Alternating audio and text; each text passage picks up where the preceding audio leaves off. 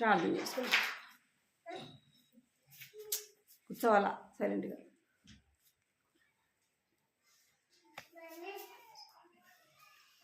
కృపా ప్రేంగల తండ్రి, శ్రీంగల దేవాన్ని బంగారు పదాలు కొందనాలు స్తోత్రాలు చెల్లిస్తున్నాను తండ్రి.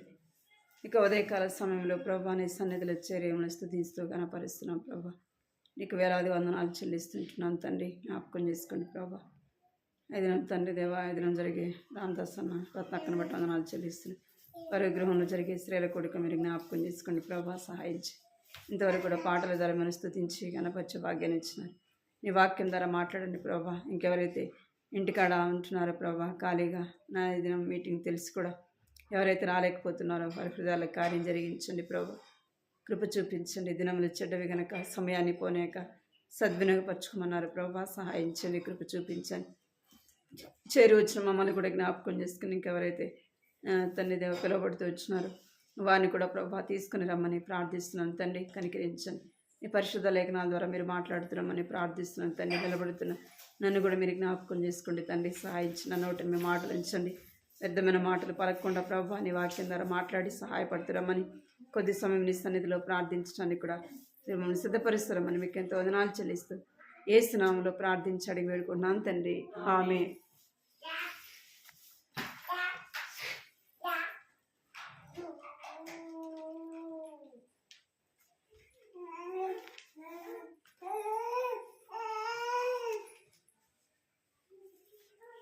సామెతలు 31వ అధ్యాయం. సామెతలు 31వ అధ్యాయం.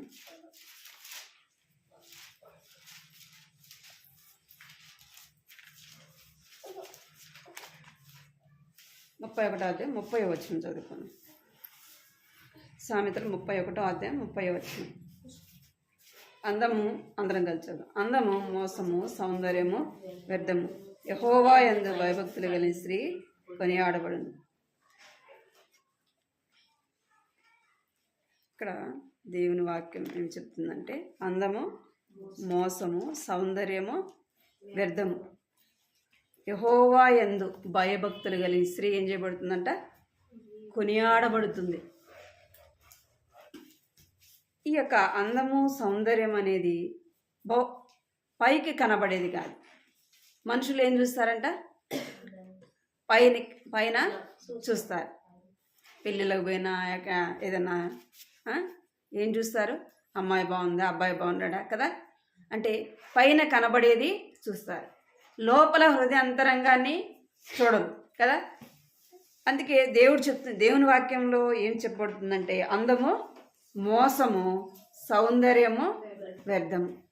ఈ లోకంలో మనము అందంగా కనపడాలా, సౌందర్యంగా ఉండాలని ఎంతో ఖర్చు చేసుకుంటారు కదా.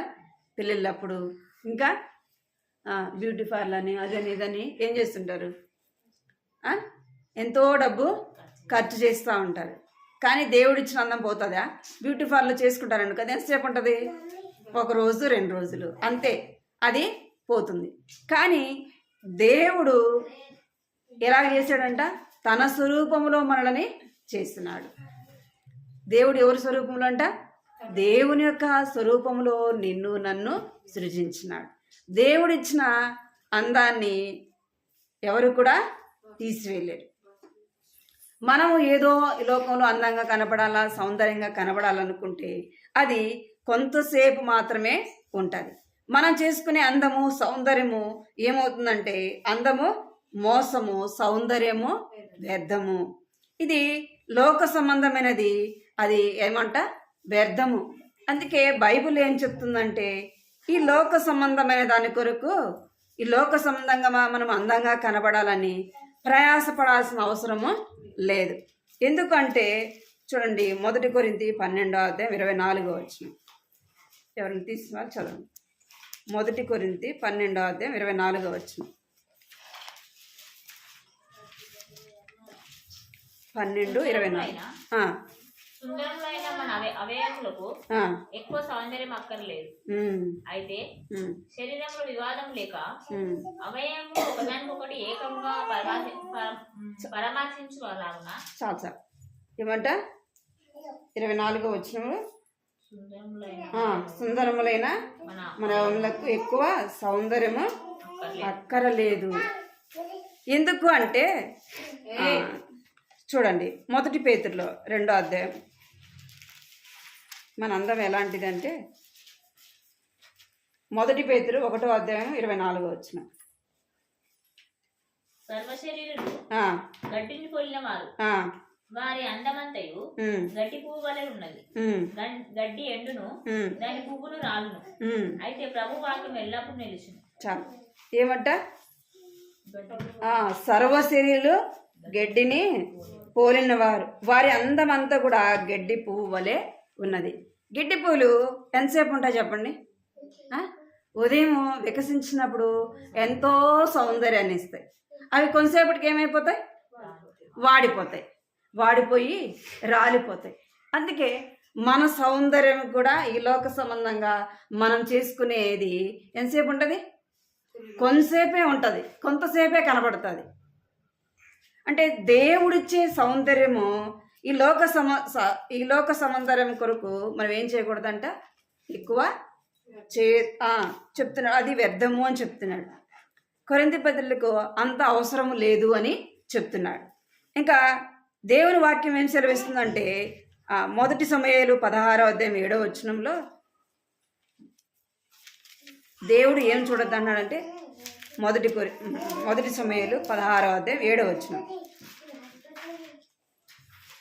అయితే యెహోవా సమూయేలుతో ఇలాగ సెలవిచ్చాడు, అతని రూపమును అతని ఎత్తును లక్ష్య పెట్టకుము.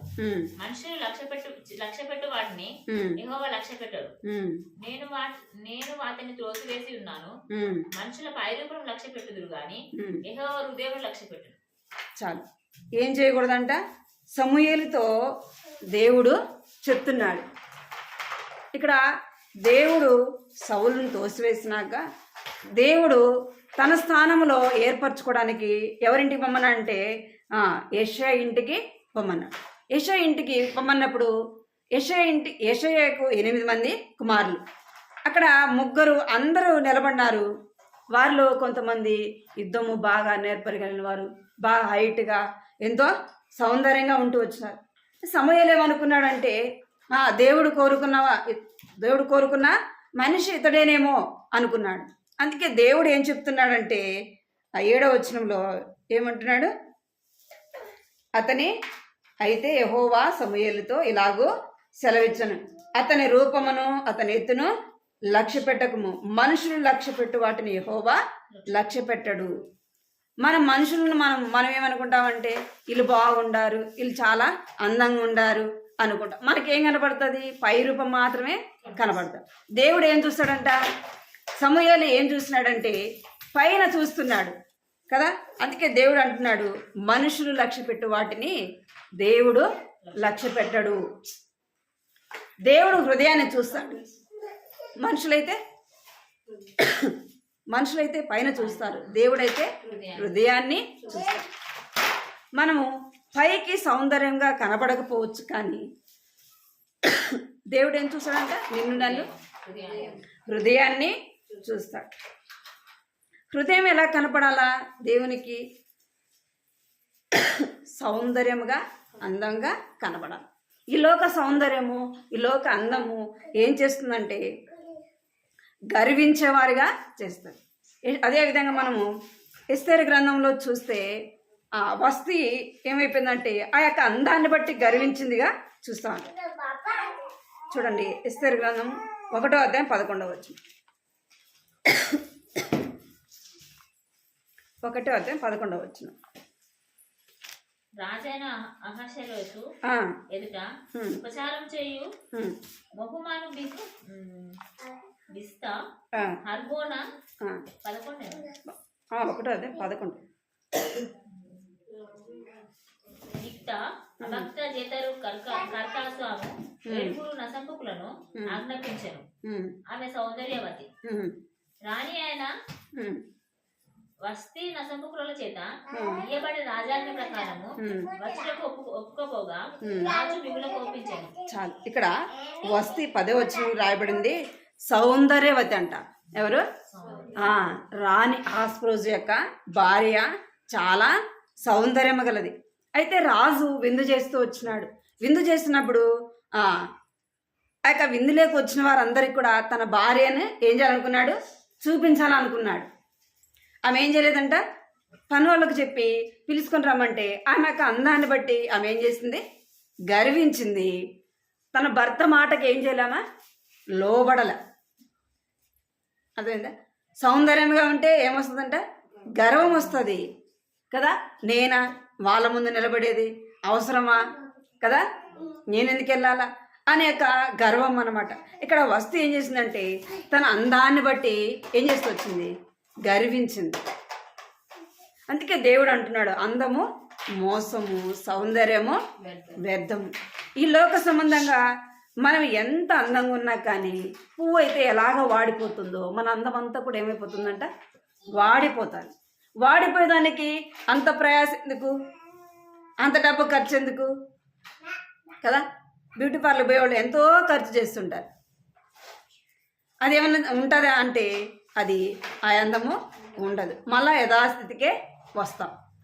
అందుకే దేవుడు చెప్తున్నాడు, అందము మోసము అంటున్నాడు. దేవుడు ఏం కోరుకుంటున్నాడంటే మొదటిదిగా అందము మోసము. ఈ లోక సంబంధమైన మనం అందంగా కనపడాలని ప్రయాసపడాల్సిన అవసరము లేదు.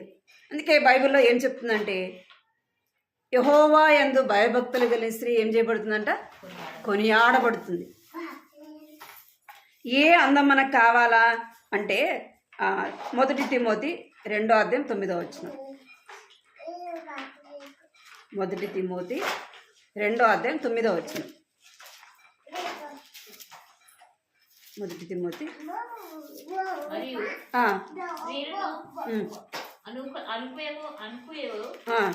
స్వస్థ బుద్ధి గలవారై ఉండి తగు మాత్రపు వస్త్రము చేతనే గాని జడలతోనైనను బంగారంతోనైనను ముత్యములతోనైనను మిగుల వేలగల వస్త్రంతోనైనను అలంకరించుకొనక దైవభక్తి గలవారమని చెప్పుకోను స్త్రీలకు తగినట్టుగా సత్క్రియల చేత తమ్మును తాము అలరించుకొనవలెను. ఏం చేయాలంట?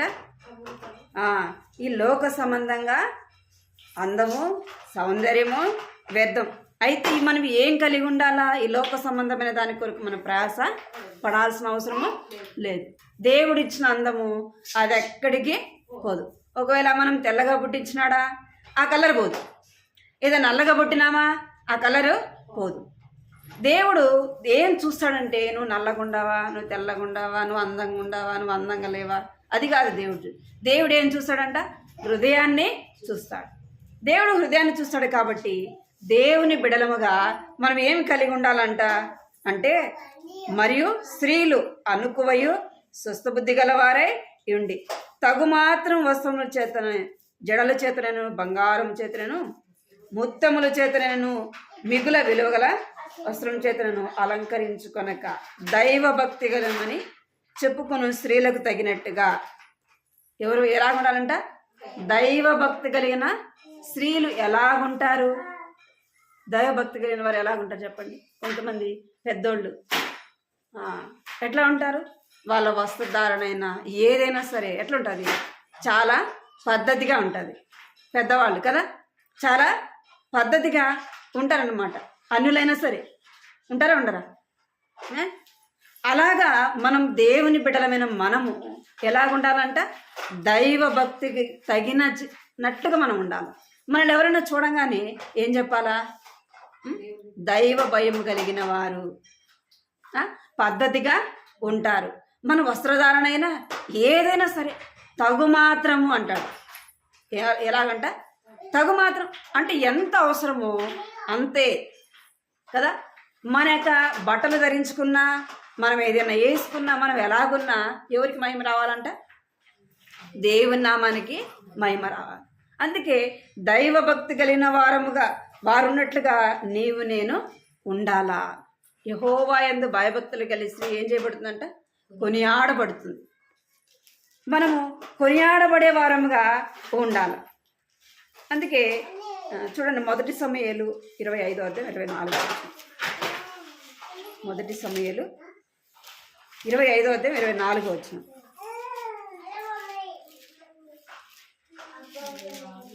25వ అధ్యాయం 24వ వచనం. నా ఏలినవాడా ఈ దోషం నాదని ఎంచుము. నీ దాసురాలైన నన్ను మాట్లాడనివ్వు. నీ దాసురాలైన నేను చెప్పు మాటలను ఆలకించు. 23వ వచనం. అబిగయీలు దావీదును కనుగొని గార్దాపుల మీద నుండి త్వరగా దిగి దావీదునకు సాష్టాంగ నమస్కారం చేసి అతని పాదములు పట్టుకొని నా ఏలినవాడా ఈ దోషం నాదని ఎంచుము. చాలు. ఇక్కడ అబిగయీలు, ఈ అబిగయీలు ఎలాంటిది అంటే దైవభక్తి కలిగిన స్త్రీ. ఎవరు? దైవభక్తి కలిగిన స్త్రీ. ఆమె కూడా ఒక రాణి. అబిగయీలు ఎవరు? రాణి. అయితే నాబాలు యొక్క భార్య అన్నమాట. నాబాలు అయితే ఎట్లా ఉండంటే చాలా గర్వంగా ఉన్నాడు. తన డబ్బును బట్టి, తన యొక్క స్థితిని బట్టి తను ఎలాగుంటున్నాడంటే గర్వంగా మాట్లాడుతున్నాడు. దావీదు నాబాలుకి ఎన్నో ఉపకారం చేస్తూ వచ్చినాడు, ఎంతో మేలు చేస్తూ వచ్చినాడు. అయినప్పటికీ ఆ మేలు మర్చిపోయిన వాడి ఏమన్నా దావీదెవడు, వాడెవడు, వీడెవడని మాట్లాడుతున్నాడు. ఈ యొక్క అబిగయీలు ఎలాగా ఉందంటే దైవ భక్తి కలిగిన స్త్రీ ఏం చేస్తుంది?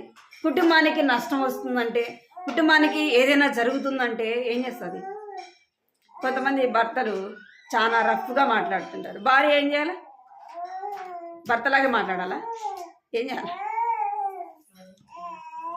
భర్త మాట్లాడినట్టే మనం కూడా మాట్లాడితే కుటుంబానికి ఏమొస్తుంది? నష్టము వస్తుంది. ఏదన్నా గొడవ జరుగుతున్నప్పుడు అట్లాంటప్పుడు మనం ఎలాగ మాట్లాడాలంటే దైవికమైన పిల్లలముగా, దైవభక్తి కలిగిన వారముగా మనం ఏం చేయాలంటే జ్ఞానముగా మాట్లాడాలి. ఎలా మాట్లాడాలా? జ్ఞానముగా మాట్లాడాలి. మనం మాట్లాడే యొక్క మాటలు ఏం చేస్తాయంటే మన కుటుంబానికి ఆ నష్టం రాకుండా, ఆ కీడు రాకుండా ఏం చేయబడుతుందంట? తప్పించబడుతుంది. ఇక్కడ నాబాలు అయితే చాలా గర్వంగా మాట్లాడుతున్నాడు. ఈ అబిగయీలు ఎలాంటిదంటే సుబుద్ధి కలిగిన స్త్రీ, జ్ఞానము కలిగిన స్త్రీ, దేవుని యందు భయభక్తులు కలిగిన స్త్రీ. అందుకే ఈమె ఏం చేస్తుందంటే పనివాడు వచ్చి చెప్పినాడు, అమ్మా దావీదు ఆ అడవిలో ఉన్నాడు, మన యొక్క యజమానుని ఆహారం కొరకు పనివాళ్ళు పంపించినాడు. అయితే మన యజమానుడు ఎలాగ మాట్లాడుతున్నాడు? చాలా గర్వంగా మాట్లాడుతున్నాడు. వాళ్ళు చాలా మేలు చేశారు. మనకి యజమానుడు మేము చెప్పినా వినడమ్మా. అయితే నువ్వు చేయాల్సింది నువ్వు చెయ్యమ్మా అని ఎవరు చెప్తారంటే పనివాడు వచ్చి అబిగయీలుకి చెప్తున్నాడు. అబిగయీలు తన భర్తను ఏం మాట్లాడకుండా ఏం చేస్తుందంటే దైవభక్తి కలిగిన స్త్రీ ఏం చేస్తుందంటే దైవికమైన జ్ఞానం చేత ఏం చేస్తుందంటే దావీదు ఏదైతే అడిగినాడో వారికి కావలసిన ఆహారాన్ని సిద్ధపరిచింది. ఆ పని వాళ్ళ చేత పంపించింది. తన పోవాల్సిన అవసరం ఏముంది కదా? తన పోవాల్సిన అవసరము లేదు. అయినా ఏం చేస్తుందంటే వాళ్ళని ముందు పంపించింది. ఈమె కూడా పోయి దావీదుని కాళ్ళ దగ్గర సాష్టాంగపడి బతిమిలాడుకుంటాము. అక్కడ రాయబడిన మాట అదే, నా ఏలినవాడా ఈ దోషము నాదని ఎంచు, ఈ తప్పు నాదని ఎంచు, నన్ను క్షమించు అని ఏం చేస్తుందంటే ప్రాధేయపడుతూ వచ్చింది, అడుగుతూ గోజాడుతూ వచ్చింది. అందుకే దావీదు అంటున్నాడు, నేను తెల్లవారేలోపు నాబాలును కానీ ఆ రాజ్యంలో మగవాళ్ళని ఎవ్వరు లేకుండా ఏం చేయాలనుకున్నాడు? చంపాలనుకున్నాడు. అయితే ఆమె దైవికమైన జ్ఞానమును బట్టి, ఆమె దైవభక్తి కలిగిన స్త్రీ కాబట్టి ఆమె ఏం చేస్తుందంటే జ్ఞానముగా మాట్లాడుతుంది. నా ఏలినవాడా ఈ దోషం నాదనించు, ఈ కీడు రాకుండా ఏం చేస్తుందంటే తన కుటుంబానికి, తన రాజ్యానికి నష్టం కలగకుండా ఏం చేస్తుందంట? దైవికమైన జ్ఞానము కలిగి మాట్లాడుతుంది. దైవభక్తి కలిగిన స్త్రీలాగా తను ఏం చేస్తుందంటే మాట్లాడుతూ ఉందన్నమాట. ఎలాగుందంట? యెహోవా యందు భయభక్తులు కలిగి స్త్రీ ఎలాగుంటుంది? జ్ఞానము కలిగి ఉంటుంది. తను మాట్లాడే మాటలు కూడా ఎలాగుంటాయి? దైవ భయము కలిగిన మాటలు తను మాట్లాడుతుంది. ఏం చేస్తుందంటే జ్ఞానము కలిగి మాట్లాడుతుంది.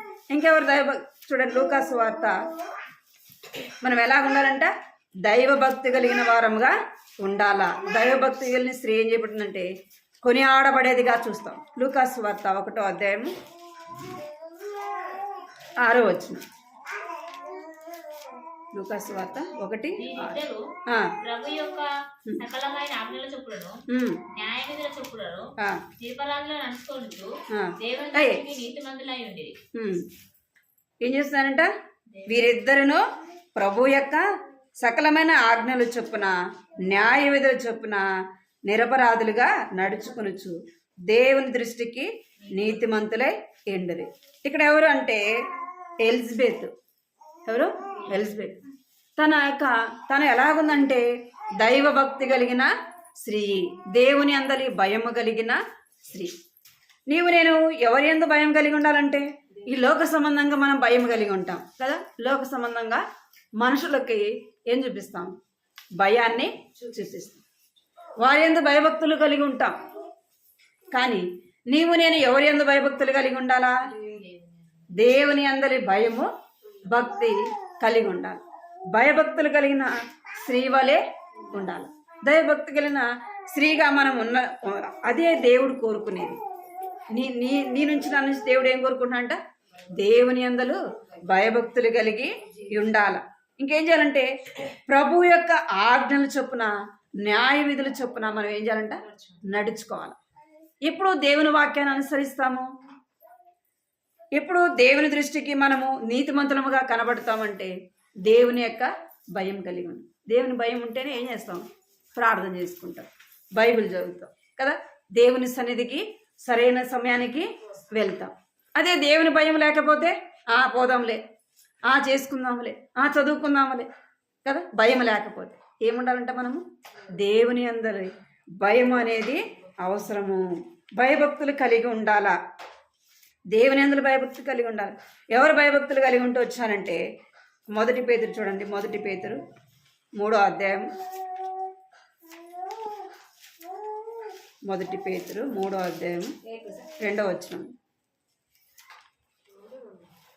3వ అధ్యాయం 2వ. వారిలో ఎవరైనాను వాక్యమునకు విధేయులైతే వారు భయంతో కూడిన ఈ పవిత్ర ప్రవర్తన చూసి వాక్యము లేకుండానే తమ భార్యను నడవడం బట్టి నడవడి వలన రాబట్టవచ్చు. చాలు. ఏముంది అక్కడ అంటే అవిధేయులైన వారైతే. ఎవరు అవిధేయులు? ఒకవేళ భర్తలు దేవుని నమ్మకపోతే వారు ఎట్లా వస్తారంట? మనం చెప్తే రారు కదా. వస్తారా? మనం చెప్తే రారు. ఎలాగా వస్తారంటే మన భయముతో కూడిన ప్రవర్తనను బట్టి.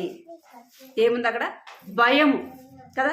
మనము దేవుని యందలి భయము కలిగిన ప్రవర్తన కలిగి ఉంటే వారిని ఎలాగ రాబట్టవచ్చు అంటే దేవుని వాక్యము చెప్పకుండానే, దేవుని వాక్యము లేకుండానే వారిని ఎక్కడికి తీసుకొని రావచ్చు అంట? దేవుని సన్నిధికి తీసుకొని రావచ్చు. ఇక్కడ 6వ వచనంలో చూడండి. అది 6వ వచనం కూడా.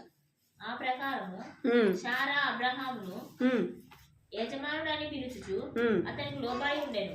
వీరును యోగ్యంగా నడుచుకొనుచు ఏ భయమునకు బెదరకై ఉండేలా ఆమెకు పిల్లలవుదురు. ఎలాగుండాలంట? మనము శారా కూడా ఎలాగో దేవుని యందు భయం కలిగి ఉందంటే దేవుని యందు భయం కలిగి ఉంటూ వచ్చింది. తన భర్త కూడా ఏం చూపించిందంట? దేవుని యందలి భయము కలిగిన స్త్రీ ఏం చేస్తుంది? కుటుంబంలో విధేయురాలుగా ఉంటుంది. తన భర్తకి కుటుంబానికి లోబడి ఉంటుంది. శారా ఎట్లా ఉందంట? ఆమె వృద్ధాప్యం 100 సంవత్సరాలు వచ్చినా కూడా ఏం చేస్తుందంటే అబ్రహాం యొక్క మాటకి విధేయత చూపిస్తూ ఉంది. ఆమె లోబడి జీవిస్తూ ఉంది. ఎందుకు అంటే దేవుని యందలి భయము. ఎవరి యందలి భయం అంట? దేవుని యందలి భయం కలిగి ఉంటూ వచ్చింది. ఇంకా మనం చూస్తే రూతు కూడా ఏం చేస్తూ వచ్చింది? దేవుని నమ్మింది.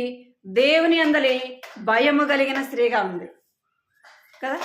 ఇప్పుడు ఎవరు లోబడతారా? అత్తకి, కుటుంబానికి కదా లోబడతారా? లోబడరు. కానీ అలాంటి పరిస్థితుల్లో రూతు ఏం చేస్తుంది? తన అత్తకి లోబడతా ఉంది. అంటే ఎవరికి భయపడుతుంది? దేవునికి భయపడుతుంది. కాబట్టి తన అత్తకి ఏం చేస్తుంది? లోబడతా ఉంది.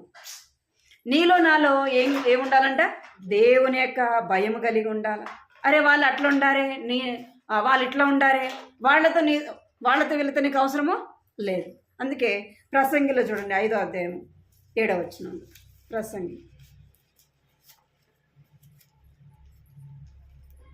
5వ అధ్యాయం 7వ వచనం. అధికమైన స్వప్నములను మాటలను నిష్ప్రయోజనములు నీ మట్టుకు నీవు దేవుని యందు భయభక్తులు కలిగి ఉండు. ఏం కలిగి ఉండాలంట? నీ మట్టుకు కదా. అంటే వ్యక్తిగతంగా మనము వాళ్ళని వీళ్ళని చూడాల్సిన అవసరమో లేదు. వాళ్ళు ఉండారా, వాళ్ళు అట్లుండారే, వీళ్ళు ఇట్లుండారే అంటే అక్కడ ఏం చెప్పబడుతుందంటే నీ మట్టుకు ఏముండాలంట? దేవుని అందలి భయం ఉండాలి. దేవుడు ఎవరిని వాళ్ళే చూస్తాడు కదా. వాళ్ళ గురించి నిన్ను అడగడు, నిన్ను గురించి నన్ను అడగడు. వ్యక్తిగతంగా మనము ఏం కలిగి ఉండాలంట? భయము కలిగి ఉండాలా. భయభక్తులు కలిగి ఉండుట ఎంతో క్షేమం, ఎంతో మేలన్నమాట. మనం దేవునికి భయపడినప్పుడు మన పిల్లలు ఏం చేస్తారంట? మనకు భయపడతారు. మనం దేవునికి లోబడినప్పుడు మన పిల్లలు మనకు లోబడతారు. 12వ అధ్యాయం 13వ వచనంలో కూడా చూడండి. అదే ప్రసంగి 12వ అధ్యాయం 13.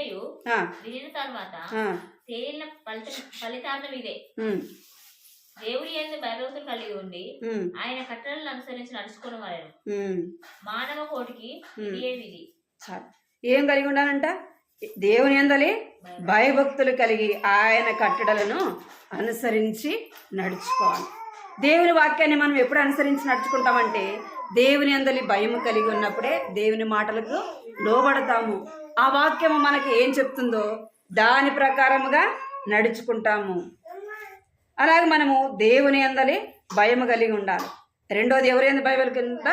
దేవుని యందలి భయభక్తులు కలిగి స్త్రీ ఏం చెబుతుందంటే కొనియాడబడుతుంది.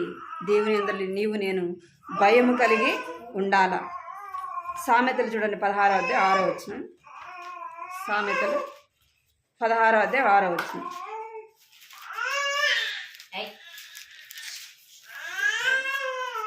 16వ అధ్యాయం 6వ వచనం. కృపసత్యముల వలన దోషములకు ప్రాయశ్చిత్తం కలుగు. యెహోవా యందు భయభక్తులు కలిగి ఉండటం వలన మనుషులు చెడుతనం నుండి తొలగిపోదు. చాలు. ఏమంట? యెహోవా యందు భయభక్తులు కలిగి ఉండుట మనుషుల యొక్క చెడుతనం నుండి తొలగిపోదు. దేవుని అందరి భయం కలిగి ఉంటే ఏం చేస్తామంట? అక్కడ చెడు జరుగుతుందంటే ఏం చేస్తాం? మనము అక్కడి నుంచి దూరంగా వెళ్ళిపోతాం. అదే భయం లేకపోతే ఆ చెడులోనే కదా మనం మునిగిపోతాం. వాళ్ళు చెడిపోతారు, మనం కూడా చెడిపోతాం. అలాగా దేవుని అందలి ఇంకా వాక్యం ఏం చెప్తుందంటే యెహోవా యందు భయము కలిగి ఉండటం ద్వారా మనకెంతైనా మేలు, క్షేమము, నిత్యము భయం కలిగి ప్రవర్తించేవాడు ధన్యుడు అని వాక్యం సెలవిస్తుంది. ఏం కలిగి ఉండాలంట? నిత్యము. నేను అప్పుడు అట్లున్నా, నేను ఇప్పుడు ఇట్లున్నా కాదు. దేవుని వాక్యం ఏం చెప్తుంది? నిత్యము అంటే మనం చనిపోయేంత వరకు కూడా ఏం కలిగి ఉండాలంట? భయము కలిగి ఉండాలా. మూడోది మనం చూస్తే సామెతలు 31వ అధ్యాయం 30వ వచనం. 31వ వచనం. చేసిన పనిని బట్టి అటు దానికి ప్రతిఫలము కలుగును. ఇక్కడ సామెతల్లో 31వ అధ్యాయంలో ఆ స్త్రీ పేరైతే రాయబడలేదు, కానీ ఈ స్త్రీ ఎలాగుందంట? గుణవతి అయినదిగా ఆమె కనబడుతుంది. ఇంకా ఎలా కనబడుతుందంటే జ్ఞానవంతురాలుగా కనబడుతుంది. ఇంకేం చేస్తుందంటే తన బిడ్డల పట్ల ఆమె ఎంతో జాగ్రత్త కలిగినదిగా చూస్తా ఉన్నాం. ఇంకేం చేస్తుందంటే ఆమె జ్ఞానము కలిగి మాట్లాడుతుంది. ఆమె బలమును ఘనతయు ఆమెకు వస్త్రములుగా ఉన్నాయంట.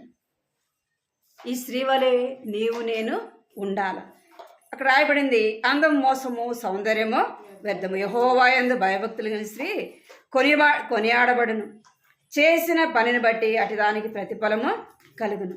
ఈ స్త్రీని గురించి 24వ వచనం చూడండి. 23 నుంచి సామెతలు 31వ అధ్యాయం 23 నుంచి. ఆమె పెనిమిటి దేశపు పెద్దలతో కూడా కూర్చుని ఉండెను. గవిని యొద్ద పేరుగొన్నవాడై ఉండెను. ఆమె నారబట్టలు నేయిచు ఆమెను అమ్ముచు నడికట్టును వర్తకులుగా అమ్మును. ఇక్కడ రాయబడింది చూడండి, 29 వచ్చిన 29 చదువు. చాలా మంది కుమార్తెలు పతివ్రత ధర్మములను అనుసరించి ఉన్నారు గాని వారందరినీ నీవు మించిన దాను అని ఆమె పెళ్లిటి ఆమెను పొగుడుదును. ఈమె ఇక్కడ ఈమెను గురించి ఏం చెబుతుందంటే పొగడబడుతున్నది. ఏమంట, ఆమె చేసిన పనులను బట్టి పొగడబడుతూ ఉందన్నమాట. నీవు నేను చేసే పనులను బట్టి మనం ఏం చేయబడతామంట, ఈ లోక సంబంధంగా మనం చేసే పనులను బట్టి ఈ లోక సంబంధంగా పొగడబడతాం కదా. అయితే దేవుని వాక్యం ఏం చెప్తుందంటే మనము దేవుని పట్ల చేసే కార్యములు బట్టి మనం ఏం చేయాలంట, పొగడబడే వారముగా ఉండాలి. దేవుని దగ్గర మెప్పు, దేవుని దగ్గర యొక్క ఘనత, దేవుని దగ్గర మెప్పు ఘనత రావాలంటే ఏం చేయాలంట అంటే మనము దేవునికి ఇష్టమైనవి చేయాలి. ఎవరికి ఇష్టమైనవి? దేవునికి ఇష్టమైనవి. మనం చేసే కార్యాలు మన గురించి చెప్పబడతాయి. అందుకే రూతుని గురించి ఎవరు చెప్తున్నారంటే బోయజు చెప్తా ఉన్నాడు. చూడండి, రూతు గ్రంథం 2వ అధ్యాయము 12వ వచనం. 2వ అధ్యాయం 12వ వచనం. 10 నుంచి చదువు. 2వ అధ్యాయం 10వ వచనం నుంచి.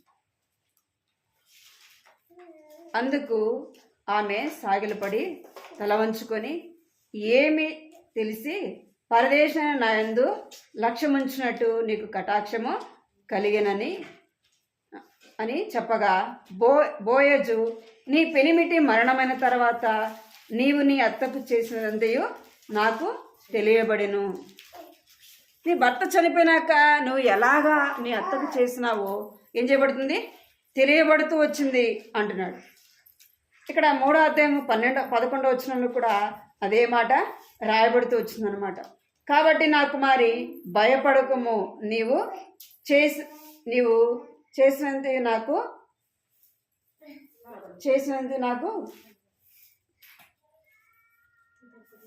ఇక్కడ బోయేజు చెప్తున్నాడు.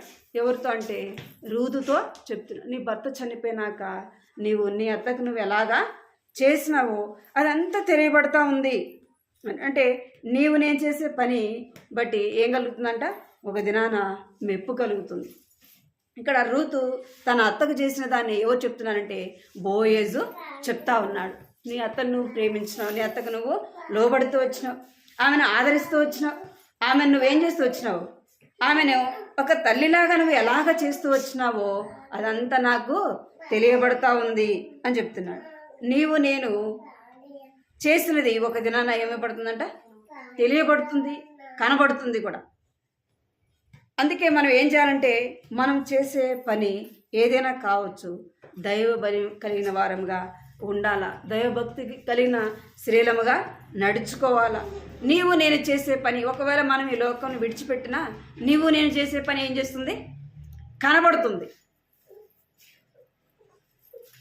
అందుకే అపోస్తుల కార్యం 9వ అధ్యాయం 36వ వచనంలో చూడండి అన్నమాట. అపోస్తుల కార్యం 9వ అధ్యాయం 36వ వచనం. 9:36.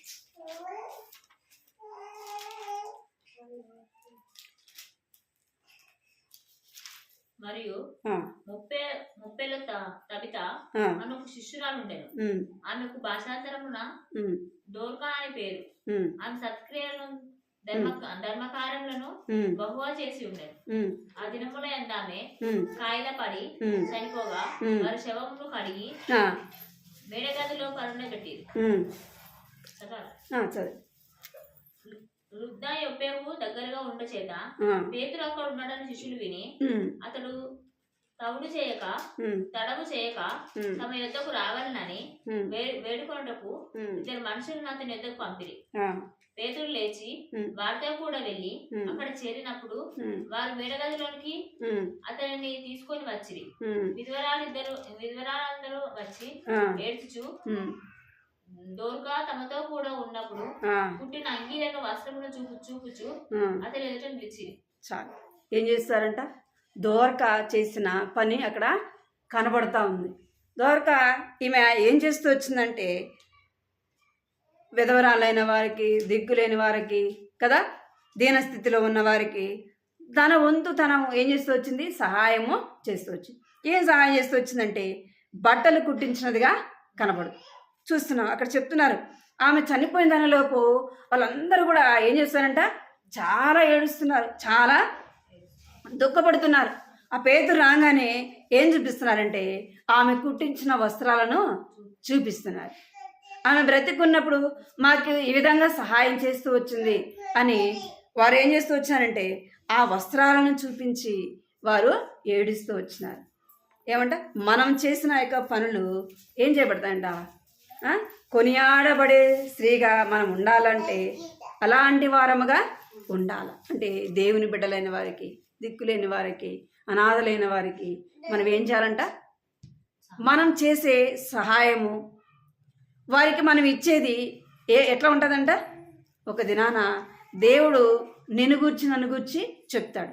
బోయజ్ అయితే ఎలాగ రూతుని గురించి చెప్పినాడు, దేవుడు ఏం చెప్తాడు? నిన్ను గూర్చి నన్ను గూర్చి దేవదూతల ఎదుట చెప్తాడు. నా బిడ్డ నా నామమును బట్టి చేసింది అని ఏం చేస్తాడంట? అందరికీ చూపిస్తాడు.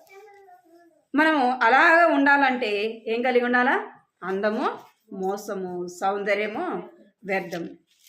ఈ లోక సంబంధంగా అందము కొరకు మనం ప్రయాసపడద్దు. దేవుడు ఇచ్చిన అందం ఎక్కడికి పోదు. ఉన్నది పోదు, లేనిది రాదు. ఉన్న దానితో మనం ఏం చేయాలంటే దేవుణ్ణి సంతోషపెట్టాలి.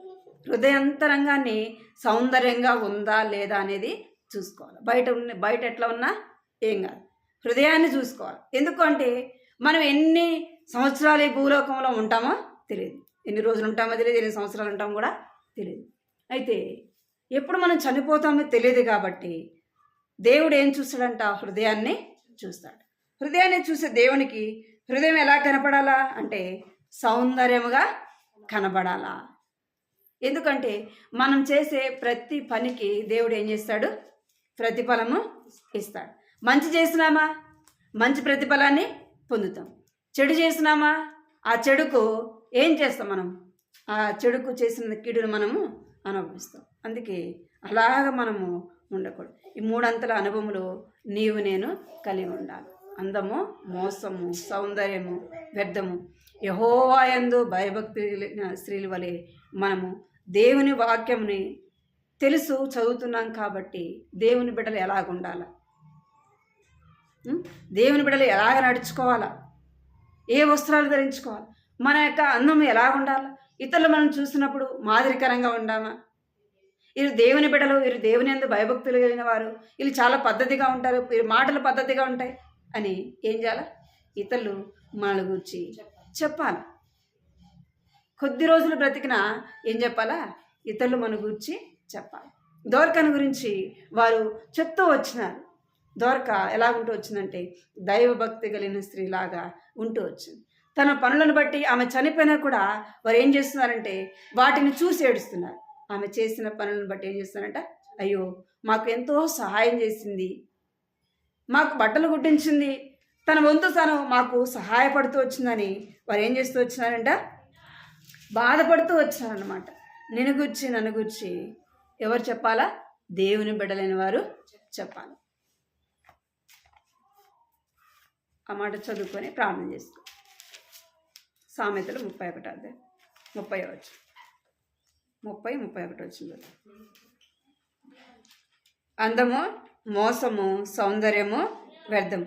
యెహోవా యందు భయభక్తి లేని స్త్రీ కొనియాడబడును. చేసిన పనిని బట్టి అటు దానికి ప్రతిఫలము కలుగును. గవనుల యొద్ద ఆమె పనులు ఆమెను కొనియాడును. ఎక్కడ కొనియాడబడతాయంట? గవనుల యొద్ద. అంటే ఊరి బయట. ఊరి బయట ఎవరుంటారు? పెద్దలైన వారు కూర్చుంటారు కదా. ఊరి పెద్దలు కూర్చొని ఏం చేస్తుంటారు? ఊర్లో విషయాలన్నీ కూడా అక్కడ మాట్లాడుకుంటూ ఉంటారు. ఊరి బయట వాళ్ళందరూ మాట్లాడుకుంటూ ఉంటే అప్పుడు మన గురించి ఏం చెప్పబడుతుందంటే అక్కడ గవనులొద్ద ఆమె పనులను బట్టి ఆమెను కొనియాడబడును. మంచి స్త్రీ అయితే ఏం అంటారు? ఆమె అలాగ మంచి చేసింది, ఇది మంచి చేసింది కదా అని ఆమెను గురించి అనేకులు ఉన్నప్పుడు ఆమెను గురించి ఏం చేస్తారంట? ఊడుతూ ఉంటారు. చాలా పద్ధతి కలిగింది. మనం అదే పద్ధతి లేకపోతే ఎట్లా మాట్లాడతారు మనల్ని? అంటే చిన్న పిల్లలైనా సరే మనలు ఎలా మాట్లాడతారు? నీచంగా మాట్లాడతారు. అది ఒకవేళ లోకస్తులు సంగతి తర్వాత కానీ దేవుని బిడ్డలంగా ఎలా ఉండకూడదు? ఆ స్థితిలో ఉండకూడదు. ఇతరులు ఏలెత్తి చూపించే విధంగా, ఎగతాళి చేసే విధంగా నీ జీవితము నా జీవితము ఉండకూడదు. మన వస్త్రధారణ ఉండకూడదు, మన మాటలు ఉండకూడదు, మన ప్రవర్తన కూడా ఉండకూడదు. మన వాక్యం చెప్పకపోయినా సరే మన యొక్క ప్రవర్తనను బట్టి, మనం భయంతో కూడిన ప్రవర్తనను బట్టి ఇతరులను ఏం చేయాలంట? రాబట్టాలి. మన భర్తను కావచ్చు, మన అన్నదమ్ములు కావచ్చు, అక్కచెల్లెలు కావచ్చు, మన చుట్టుపక్కల ఉన్న వారు కావచ్చు. దేని బట్టి రావాలంట? మన భయముతో కూడిన ప్రవర్తన బట్టి, పరిశుద్ధమైన ప్రవర్తన బట్టి. మనం అలా ఉండాలంటే మన మాటలు బాగుండాలి, మన వస్త్రధారణ బాగుండాలి కదా. మనం ఇతరులు ఏలెత్తి చూపించే విధముగా మన జీవితము ఉండకూడదు. అలాగుంటే ఇతరులు ఏలెత్తి చూపించే విధంగా ఉంటే నువ్వే బాగలే మాకేం చెప్తావు కదా, నువ్వే సరిగా లేవు, నువ్వేంది మాకు చెప్పేది అంటారు. అలాగా మనము ఉండకూడదు. ఈ వాక్యం దేవుడు ప్రకారంగా మనం జీవించినట్లుగా ప్రార్థన చేసుకుందాం.